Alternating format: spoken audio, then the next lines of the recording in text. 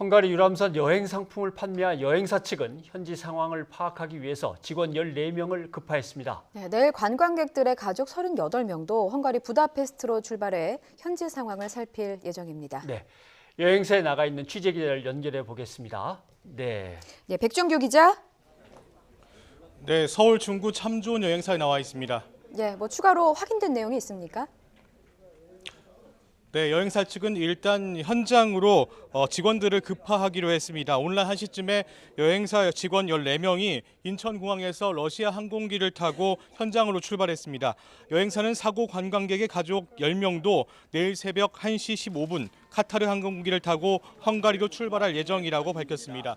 내일은 모두 비행기 석 대에 나눠서 추가로 가족 28명과 직원 6명이 부다페스트로 향할 예정입니다.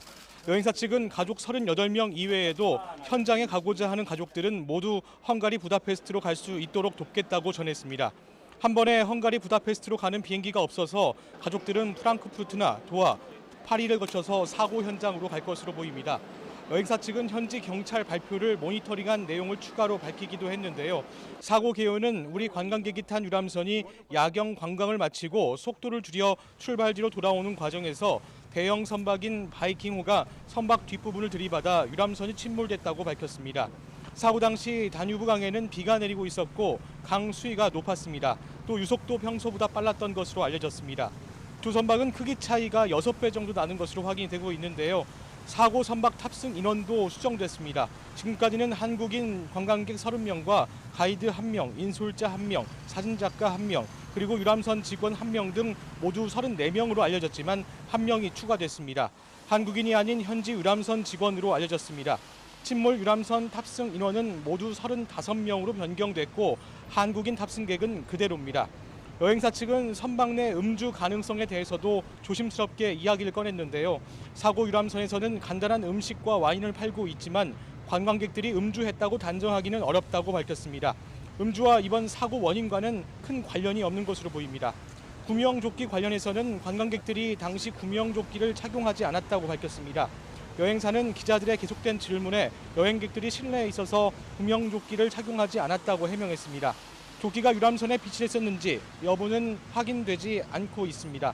또 유람선을 타기 전에 안전교육을 했는지도 확인되지 않고 있다고 설명했습니다. 이번에 사고를 당한 여행객의 연령층은 50대에서 60대가 많았고 특히 가족 단위 관광객들이 많은 것으로 확인이 돼 안타까움을 더하고 있습니다. 특히 6살 어린이는 어머니와 외할머니, 외할아버지와 함께 여행을 나섰다가 사고를 당한 것으로 알려졌습니다. 일부 가족들이 여행사를 찾았지만 별다른 항의를 하지는 않았고 출국 준비를 위해서 모두 돌아갔습니다. 여행사는 현지 직영 인력이 없어서 사고 상황 확인이 늦어지는 문제에 대해서는 안타깝게 생각한다며 이후 모두 책임은 회사에서 책임지겠다고 밝혔습니다. 여행사 측은 잠시 뒤 9시 20분쯤에 5번째 브리핑을 열 예정입니다.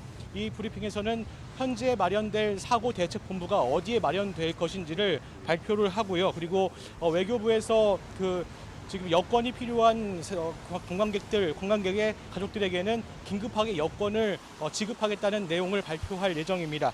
지금까지 서울 중구 참 좋은 여행사에서 YTN 백종규입니다.